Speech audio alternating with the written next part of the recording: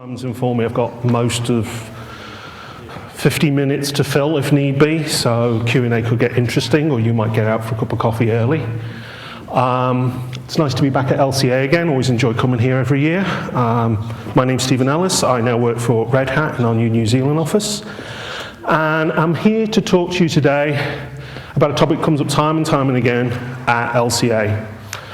But rather than taking, one thing I thought about is where I come from, how I interact with Linux systems day to day. A lot of my background is operational, sysadmin, kind of real implementation, hands-on. So one thing we want to cover off is, you know, an overview of SE Linux and how you should be using it, because you really should be using it. And also, one thing with it is, well, it's great if we approach it from a greenfields perspective, but you know, how can you go and retrofit it to existing systems? How should you be using this in the real world? But I thought I really need to talk about what this is not, so that way I can get rid of a whole bunch of the audience really early on, and the rest of us can just get down to the interesting bits. So it's not about the code. Is Russell in the room? One of my eponymous colleagues who asks us around a lot with SE Linux. If you really want to know a lot about SE Linux, there's a lot of guys who know the down and dirty code. That's not me. I am an ex-developer. I quite enjoy looking at these sorts of things occasionally, don't know why. But it's not about the code.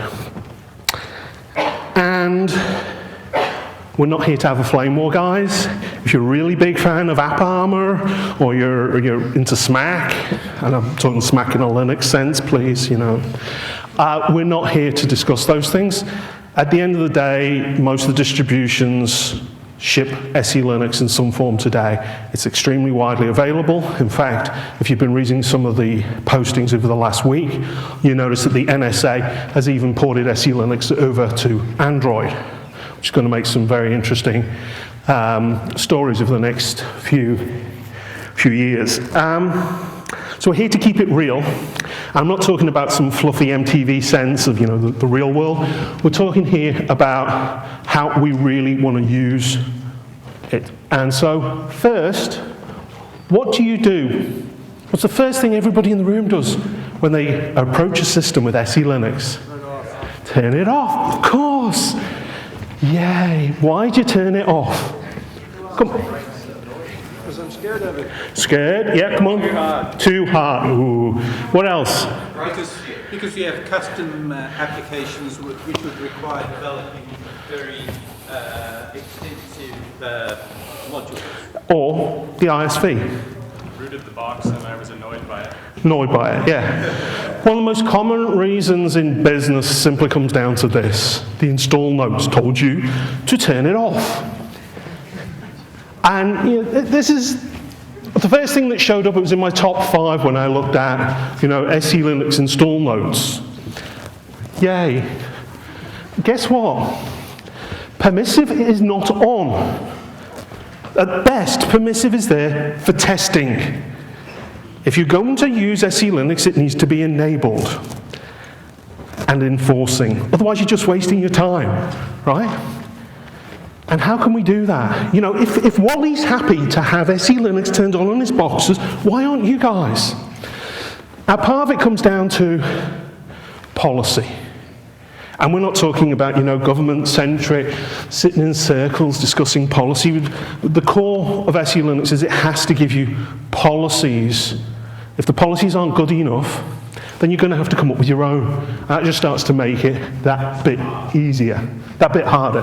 Yeah, it's not easy, but it might be. So what do we do about it?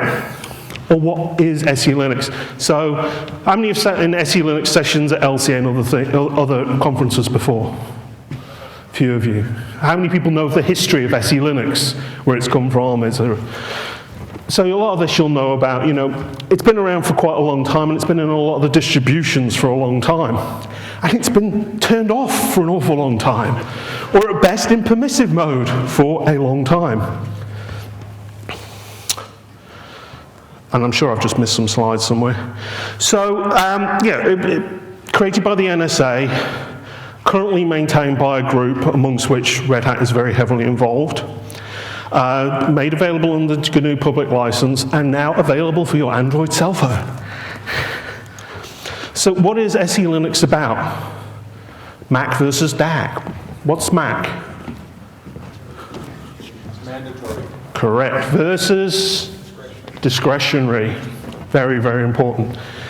Labeling is a key part of this. We'll cover that in a little bit of detail. And about type enforcement and policy. So the key thing here is the difference between a conventional Unix, Linux type environment with discretionary access. You know, if you set a permission set. You know, if you want everyone to get, you know, write access to your home directory, you can quite freely go and do that. Worst part about DAC is root can do pretty much anything. So you root a box, you own the box. And there's nothing preventing, you know, misfile permissions allowing a compromised application reading and writing to random parts of your file system that you really don't want them to play in. So Mac, mandatory access control. So it doesn't matter how you set your permissions. If Apache doesn't have access to your home directory at a Mac level, it will never be able to read your public HTML folder to go in and access, you know, your personal website or do other things. You know, it's a lot more explicit, a lot more fine-grained control. And it can be incredibly fine-grained, right down to, you know, which ports a process is allowed access to. Memory, sockets, you know, we've got a lot of control here. And that's all very well and good, but you know, what happens if we've got no policy? We've got nothing to tell us what these applications should be doing. And historically, a lot of these policies were minimal at best. So guess what? We all turn it off. Under the hood, a lot of this then comes down to the labeling.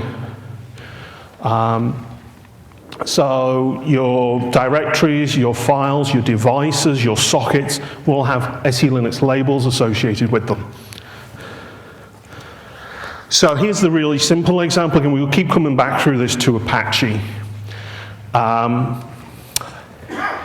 Partially because it's so prevalent, partially because it's a really good example to just go away and play with. If you're going to do something first, go and harden your web server. And partially because it's one of the things that you tend to see some of the most security issues with, aside from things like Flash and Firefox, but we're talking about real enterprise world here, not your desktop. So it's really important that we have a really strong hardened web server environment. Everything that you can do here, you can then learn, reuse on other applications and services. So the binary has a context associated with it to indicate that it's Apache or your HTTPD server. This could be, you know, insert your favorite HTTP server of choice here. In this case, we're talking about Apache. Your configuration location, etc HTTPD, has permissions associated with it so that Apache can get to its config files. Likewise, your doc root has the right permissions so that it can serve up the content. Again, the last one is simply var log HTTPD, has a different context simply assigned so that it's allowed to write to that location in order to do its logging.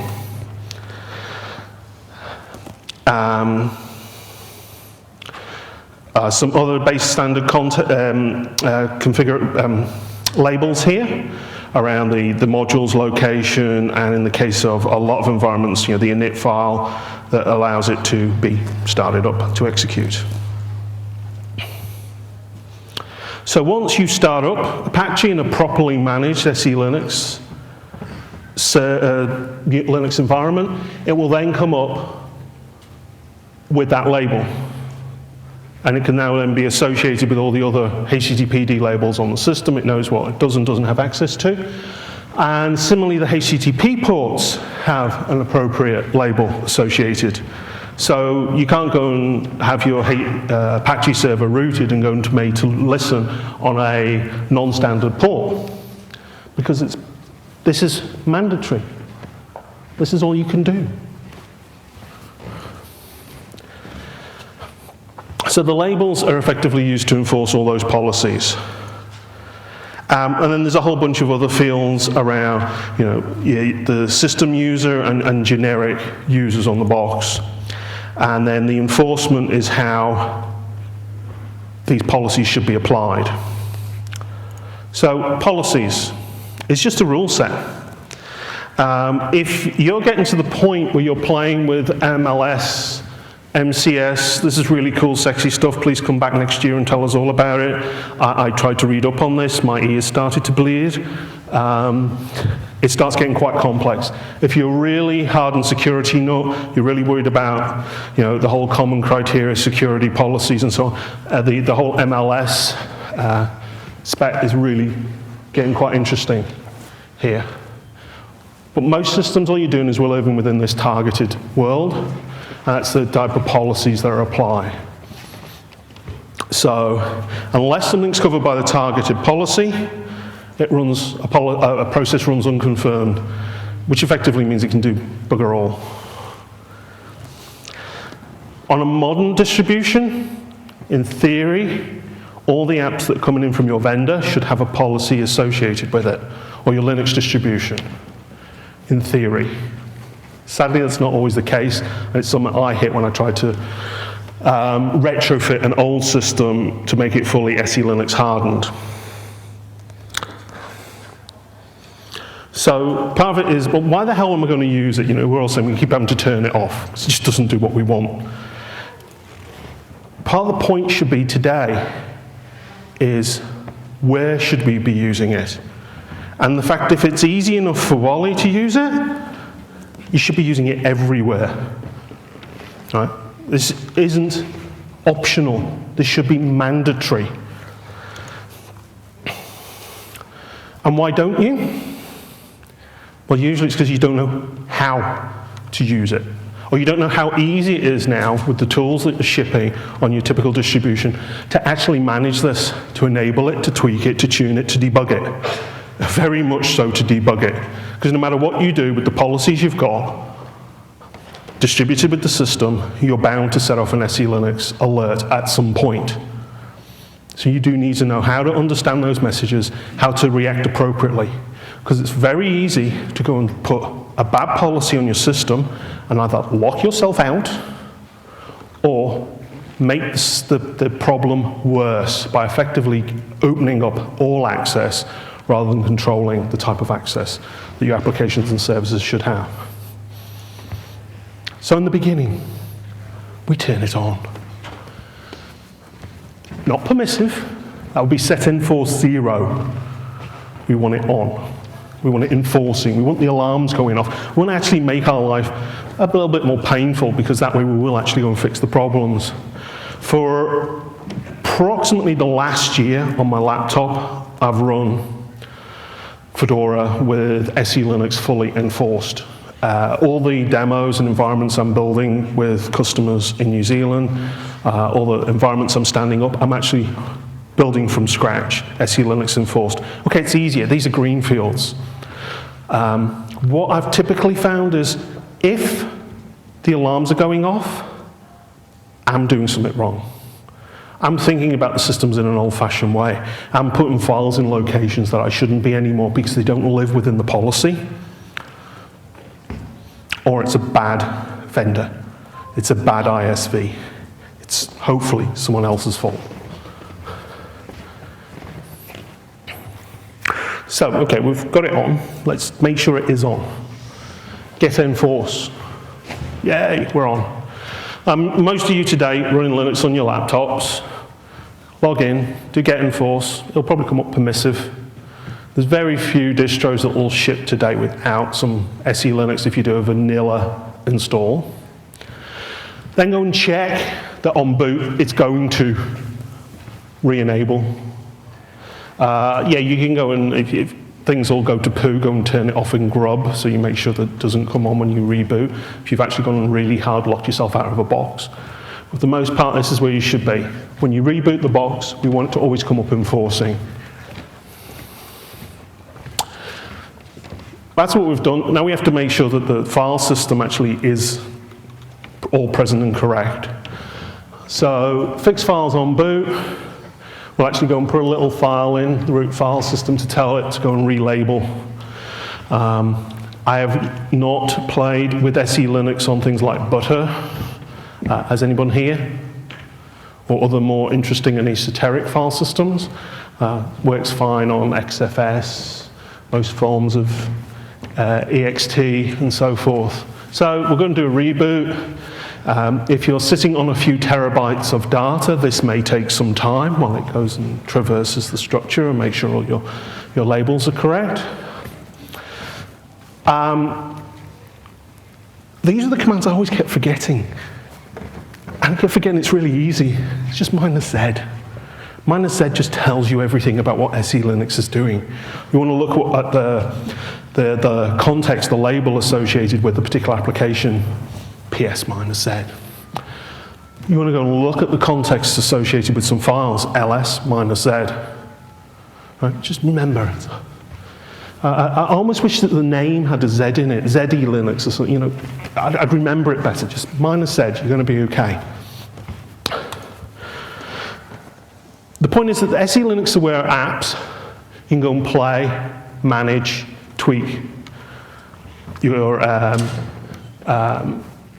labels. One big gotcha. New files inherit, move files keep. It's a common gotcha when you're moving things around in your file system, is that you end up with incorrect labels in a particular place. Because you're playing in a temporary area, then you move to your final production deployment area. The files aren't being served up by your web server, they aren't being picked up by your application server, wherever it may be. It's because you've done a move. They haven't picked up the correct labels for the new location. So, what does it mean when I get a error? Well, it means something's wrong. Of course, it's an error. So what can the error be? Well, the labeling could be wrong. The policy might need a tweak because we're doing something in a particular way. We may be developing our user policy. There's a bug, or usually the upstream vendor has delivered you a bad policy. Please go and beat them up, or work closely with your Linux distributor to go and beat them up. Or it really is something's gone wrong. Now, if you're running it in permissive, let's say permissive is there for testing. Permissive won't, unless you're doing some really good log analysis, you won't really know what's going on when it's just running in permissive mode. You know, how many of you go and check your log files to go and look what interesting alarms SE Linux has pumped out lately in permissive mode? How many? Ooh, 1. Wow. Permissive mode will not save your ass. It will not, I guarantee you, save your ass in the real world. No, even if you're running your system on Linux, permissive mode will not do you many favors. You need it turned on. So, typical environment. How do we go wrong? How do we debug it? What are the little gotchas? So we go and create a little file that we want to go and serve up by our web server, and we go and dump it into our doc root. That's it. Doesn't show up. So what's your normal troubleshooting? If you're going to debug Apache, what's the first thing you look at?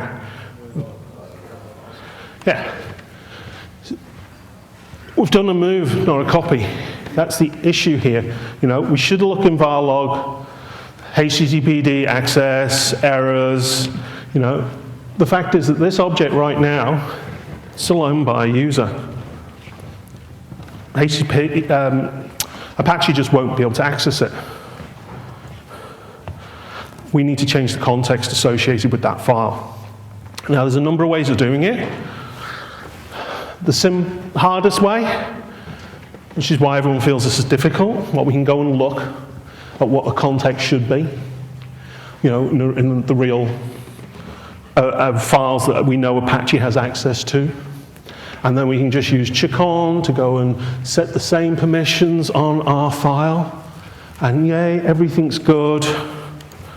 And yay, we can go and see our beautiful, beautiful web page. Isn't that great? Bit easier. We can actually use the same command, but with ---- reference. And if you're going to do a tree, you can just do, you know, recursive as well, and apply the policy. Or apply the same set of labels to the files. Easiest way. The policy defines that Apache in var_dub_html, all files should be tagged with that context.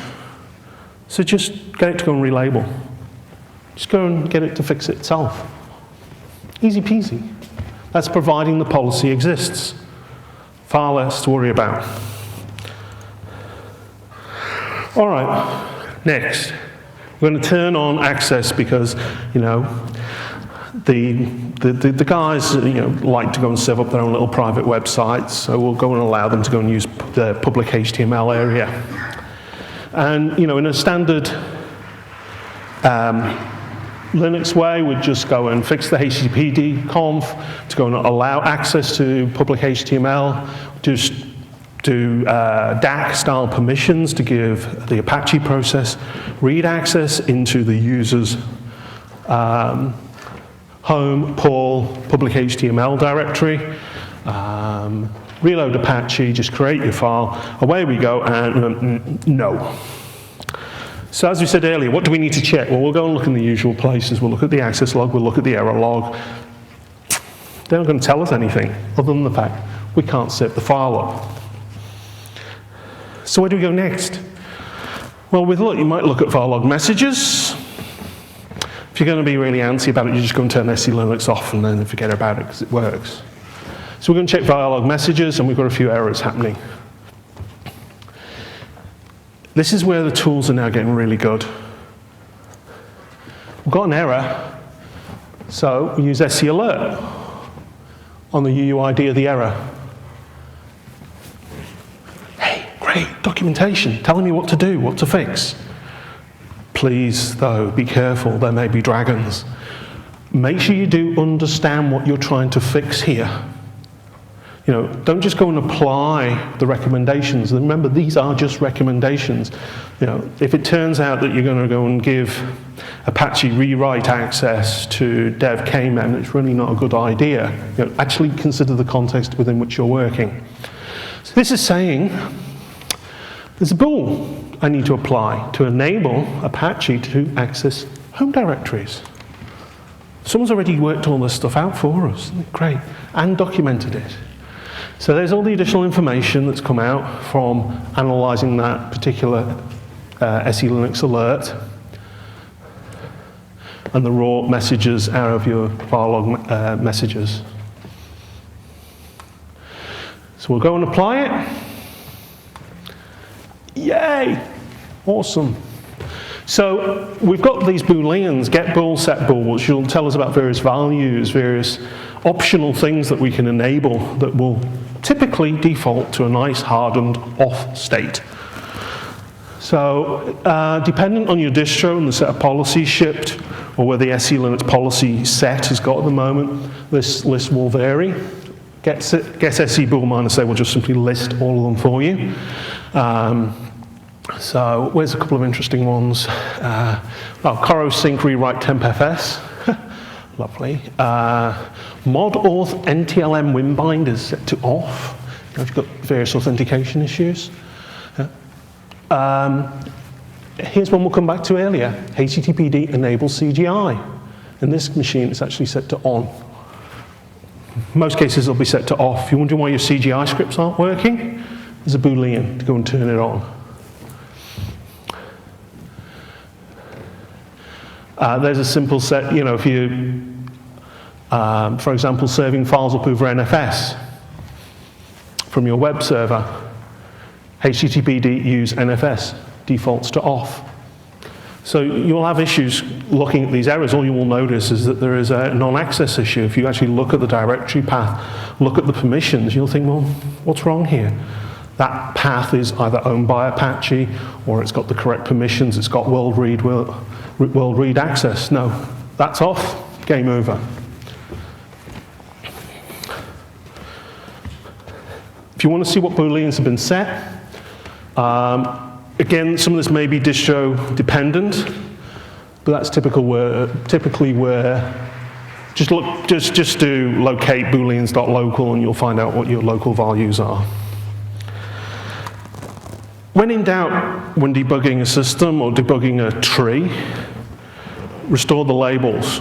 Though that can trip you up, because if you've been going in and just setting custom selinux labels, If you do a restore, they will be set back to the default values as set by the policy for that location on the file system. It's a great way to get things back to a semi-sane state when you've been messing around. So here we do restoreCon on the user's home directory, and in this particular case, I'll read it up there. It's actually got a policy defined so that the public HTML directory will actually be applied with the correct HTTPD SELinux label so that all the accesses are as appropriate. Early on in the game, I highly recommend you install auditd. That moves a lot of the messages off into their own log. It's a lot easier to analyze and see what's going on. And you don't have other admins going, why am I seeing all this SELinux crap in varlog messages? A great tool, at least on Fedora and RHEL, doesn't appear to be on Debian. For some reason it was some time ago and got pulled, is SE Troubleshoot. And also SE Alert -A. Well, that will go and audit everything in your varlog, audit.log, and give you some feedback in terms of what alerts have been happening recently and what remedial action you should be taking. So this is all well and good when we're actually, building a system from scratch. We can take our time. We can run the system initially in permissive mode, see what alerts go off, or if need be, because it isn't out there in the real world, isn't being used by customers, be it internal or external, we don't need to worry about the alerts that are going to be raised when we go and put it into enforcing mode and force ourselves to fix the issues. But how easy is it to just go and retrofit SELinux to your existing production environment? Well, one nice thing is if we want to go and retrofit, we can do it in permissive mode initially. There won't be an impact to the frontline users. We'll see the alerts. We could leave it on for a week. We can see what's really happening and start to take remedial action. Now, I've got my own little personal web server. It runs as a Xen-based VM simply because my server hardware at home is not capable of running with hardware accelerated extensions. The replacement hardware is there. It's been there for some time. Finding the time to do the swap and switch and so forth, it's always fun. But it's been rock solid. In fact, for a long time it was, I believe I first set it with Debian Sarge. One reason it's Debian is this was originally a very memory constrained environment, and you'll notice I'm running this web server with 96 mega RAM and a 1.5 gigabyte disk. In fact, when it was Sarge, it was actually a 1 gigabyte virtual disk. It's tiny, but it was enough to sort of store our personal photos, our personal website, other bits and pieces. I'd taken the approach that this might be hacked. So I kept it nice and small, fairly simple. Images are being stored somewhere over NFS, only has read-only access. Sufficient network controls around it. If it ever did get compromised, I've got a backup of the VM. If need be, I could rebuild this from scratch in an hour or so. It's not difficult to recover from. So I took that approach to security. I've actually had to recover a few things recently, be it through corruption or bad upgrades or other issues. And I was thinking, if this ever gets taken out, do I really want to do this? How current is my last backup? And do I really want to go through all the hassle? Would I be much better off hardening it properly, doing the job properly? So I thought, well, rather than this, I'll actually do it properly. But I'll be careful. So what are the steps? Well, of course, I'll do a backup. I'm going to have to do a major upgrade because I really don't want to fart around with the Lenny version of SELinux. It's a bit long in the tooth. If you're really scared of SELinux today, odds on you using it on an older distribution. The more current, the better the experience is going to be. So I'll bring it up to date. To do that, I really needed to increase the size of the VM disk. Just downloading the packages alone was probably going to blow out what spare disk I had allocated to that. So there's a little bit of farting around and did the upgrade, did the usual cleanups, made sure the website's actually working. Took an extra snapshot. That's easy now because I've got LVM. They just take a quick snapshot, so I've got something to work from. So if I do go and arse the whole thing up with SE Linux, I know I've got somewhere to roll back to. All right, so I'll put SE Linux on, I'll put audit-d on, I'll see what errors are thrown, we'll see how quickly we can fix it. So, in the case of Debian, apt-get install, blah, blah, blah, right, activate it, and that will create the auto-relabel, do a reboot, goes through, it's nice, it's only like 2 gigabyte virtual disk now, so relabeling only took seconds. Check the installation. This is a nice little confirmation that if there's something really a bit odd, does a sanity check of your environment. Check the status. Yes, we're in permissive mode. We're only testing right now. My relatives tend to get rather annoyed if they can't look at, well, in particular, my parents get annoyed if they can't look at pictures of their granddaughter, so turning the website off for an extended period while I'm debugging is not good karma in my family. So we'll run this with permissive for now. Right, immediately we start to get errors going off because I'd always kept my doc root in home dub. Just the whole way, that's just where I used to keep it. So I need to fix it. So I can just use our good friend chcon, recursive, reference, pick up the same permissions that Apache would normally have and apply it to home dub. Great.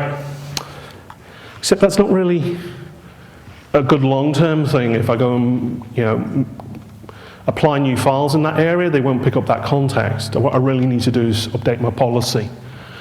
So in this case, the top line will simply say that everything in home dub will pick up the correct HTTP content policy label. That's all good. The second trick was to apply the CGI bin label in there as well, because I've actually got a little script that goes and does smart things with the photographs in its local CGI bin. I then use a restore con to apply that, and this will now continue thereafter, and any new files created in either of the locations will pick up the correct permissions moving forward. Wasn't quite enough though. Our friend SE manage, we needed to apply that boolean, turn CGI on. So we're still getting other alerts going on. And the last thing was HTTPD use on NFS. So that was where we had, all my photos are off on this NFS share, I need to allow access. What was the hardest part in the whole retrofitting? Everything other than applying and debugging SE Linux. It took me far longer to do the backups, to do the upgrades, get the environment ready, to make sure I was actually happy to go ahead with applying SE Linux to this. Now, okay, this is quite a simple, well-defined thing, Apache. But the fact is that the policies are well-defined. The tools are actually quite simple to use now. You've got audit-d there, the logs are relatively easy to analyze. So this server now is running, actually enforcing. It's doing its job properly. And if I actually start to see entries in audit-d, I know something's wrong. I know I need to take action. And with luck, it's not my fault. There is something happening that I need to take action about. I'll just skip forward and come back. Key documentation. One nice thing is that a lot of the Red Hat's documentations are often under Creative Commons licenses as well. There's some really good docs there around using SE Linux, but this is brilliant. Managing confined services document. It's useful regardless of what distribution you're playing with, but it's got guidance on how to apply sensible SE Linux rules to Apache, to MySQL, to Postgres, to Squid, to NFS server. There's a whole raft of applications and services, step-by-step guide on how to harden the system. And it actually states in the documentation, if there's something in there they don't have, but you know how to do, let them know. Let this documentation grow. And a real big thing for me is, if your hardware vendors or your ISVs or your Linux are not providing you with the kind of policies you need to run these systems properly, if they're telling you to run them in permissive mode, please work with the Linux vendors to try and change this.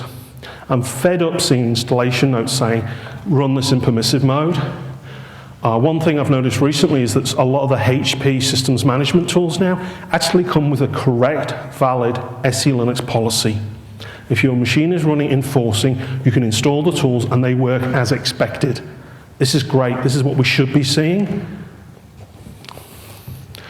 So let me just jump back. So any questions, queries, pain points? Someone?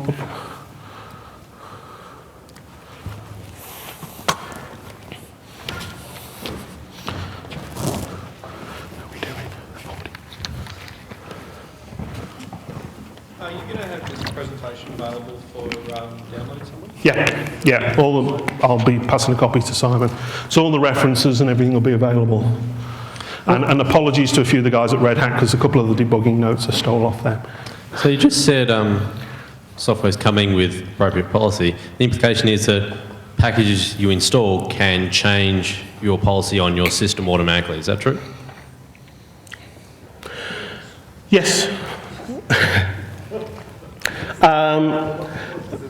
As part of installing the package, it should come with a policy for itself. It shouldn't be able to override a policy for another application or service. If you go and install an application from a vendor that decides to give themselves rewrite access to some godforsaken and inappropriate area, then these are things that should be reported back through the SE Linux community and back through the Linux vendors, and then we can go after the particular application vendor with a sharp pointy stick.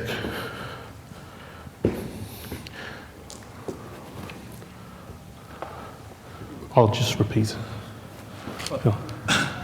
I think the hardest part is to create a new policy for custom software that you write. Yeah, so it's just, this is quite common. The trick here is if it's your software, it's writing the policy from scratch. And how do you work through that? The documentation's getting much better around it. Really, I've not tried it myself. Most of what I'm dealing with is where it's either an existing application or service from a vendor, or it's running on top of a middleware stack, which is the bit we have to worry about, rather than having to develop a policy from scratch. Just what you were talking about SE Linux and file permissions, will SE Linux override local file permissions in a directory, or do the file permissions still stand true? So if you deny a user access to a directory and the application's running as that user, but the SE Linux policy is permissive, will file system permissions still prevent that application from accessing that directory? Right, did everyone pick up on that? I can probably summarize it. If you've used DAC to exclude Apache from accessing your public HTML folder, it will still not access it even if it's got the correct SE Linux permissions. So you end up with kind of a union. What happens if you have multiple SE Linux policies blocking something? Does it just alert on the first one or all of them?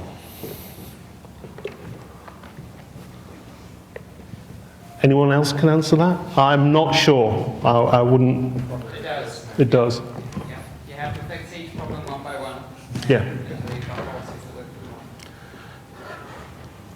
Actually, yes, it does, because when I was debugging the CGI bin example, the CGI bin error wouldn't come up until I'd fixed the HTTP content label. So if I just jump back to here, the error that showed up that I needed to apply the sys script exec wouldn't show up until I'd fixed sys content. How's network policy coming along? Because I know there was work going on to implement that. Network policy in what regard? Restricting where and if I don't know. Packets concern. I haven't looked at that. Concern packets. Okay. The only bits really looked at the moment are things around, port level access, rather than a TCP/IP where and who level. I think it was IP tables integration to some extent.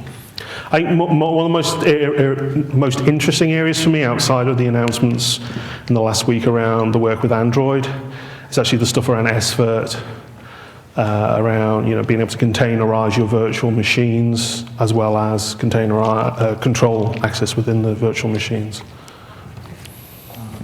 You have referred to website security several times, and I'm just thinking that the majority of break-ins are through holes in the script, and attackers create some kind of script inside the document root, and then access the created file through Apache.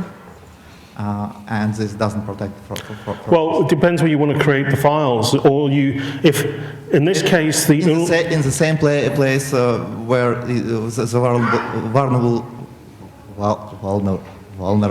Website takeover attack sort of thing. Yeah. Well, say you take over the Apache server, even if you've got DAC to say that Apache can write to your doc root, your Mac doesn't let you write to the doc root. It's a guy being, and I can write. It's running like under the account. So.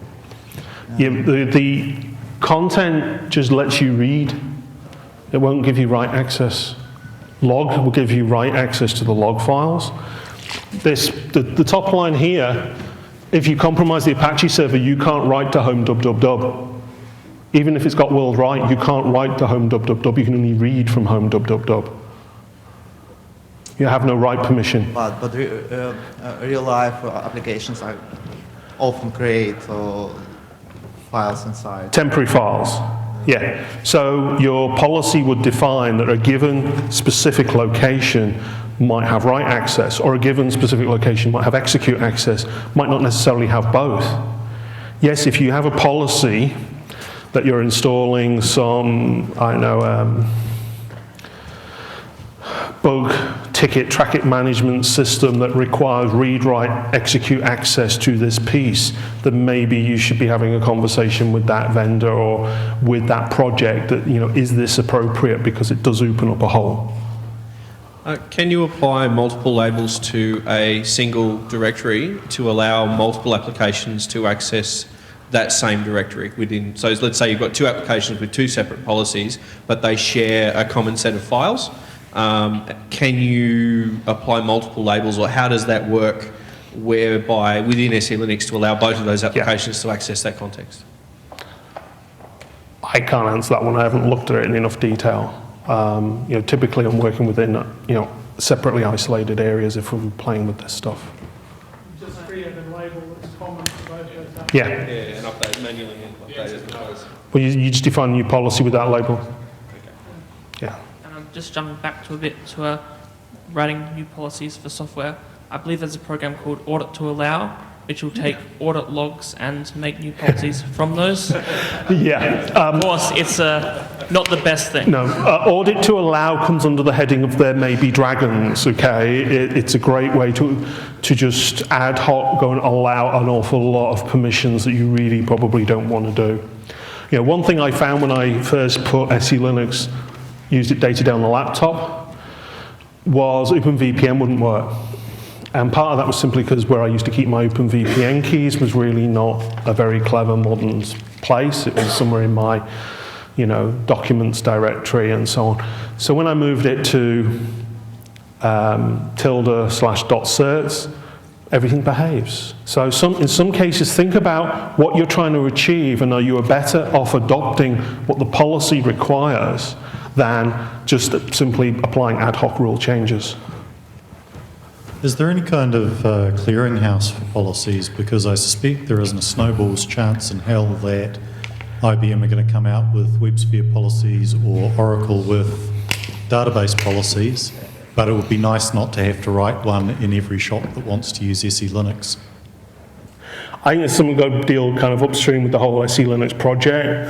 There are policy sets coming out from there. So when you check your system, you can see what policy set level you're currently working at in terms of what's been supplied from there. In terms of working with the vendors, yeah, I think that'd be a really good idea. I'd be really keen for interested parties to better motivate the vendors to release proper policies rather than even, I mean, the most detestable case is the extreme SE Linux off. You know, that's just not good in any way, shape or form. Given you can't motivate Oracle to accept running IP tables on a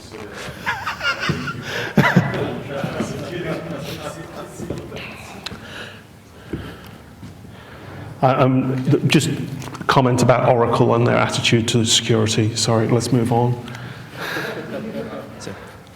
Okay, you were talking before about the real world, but unfortunately a lot of people's decision on what to do with SE Linux in the real world is coloured by their experiences on their home installs or their development machines. So if you've got someone, say, pulling a kernel update and they have to relabel their entire file system, or for example, the last few Fedora releases have been very good with running SE Linux and enforcing, but anything that's not sponsored or developed by Red Hat still potentially has problems, such as, say, KDE software or Enlightenment software. If these projects are unwilling or unable to fix problems themselves or write good policy, at what point should distributions step in and write software even for other people's projects? Sorry, write policy, sorry. Well, in some cases, the distributions are working closely with the projects and trying to work through this. In some cases, it comes down to the community versions of those projects.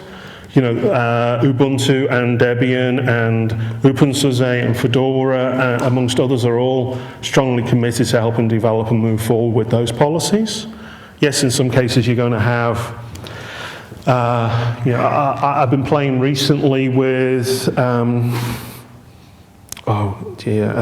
Cinnamon, which is the Linux Mint kind of semi-fork of GNOME 3. And it's yet to throw an error on my box, and it's not really a, you know, formally supported upstream SE Linux cable, right?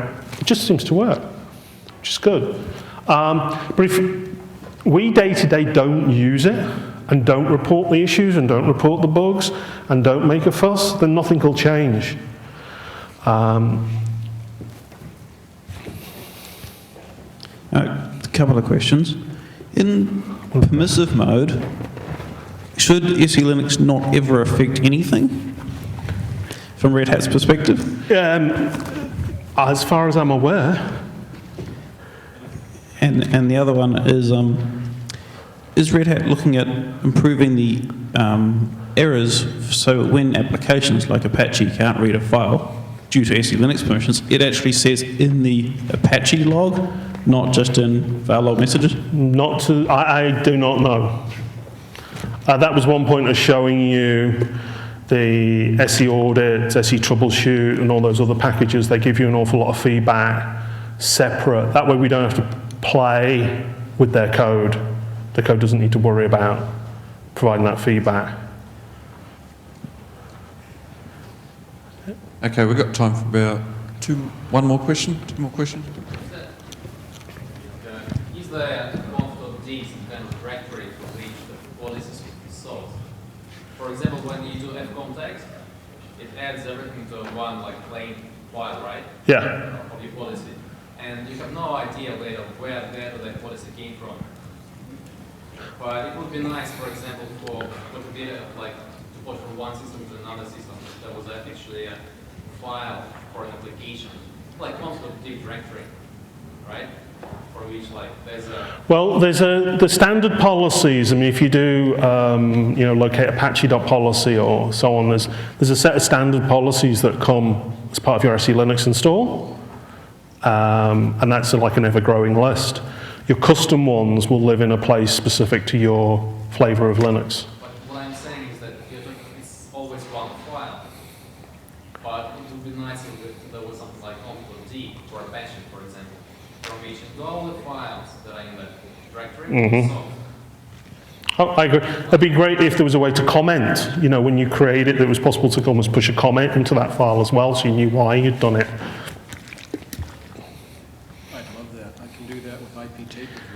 Yeah, yeah. I mean, after the fact, I don't know if you can go in and hand edit the file and go and add in that extra information. I haven't tried that. Be interesting one to play with. And these are things that, you know, conversations you really need to have upstream with the project. It's good to hear people thinking about this stuff.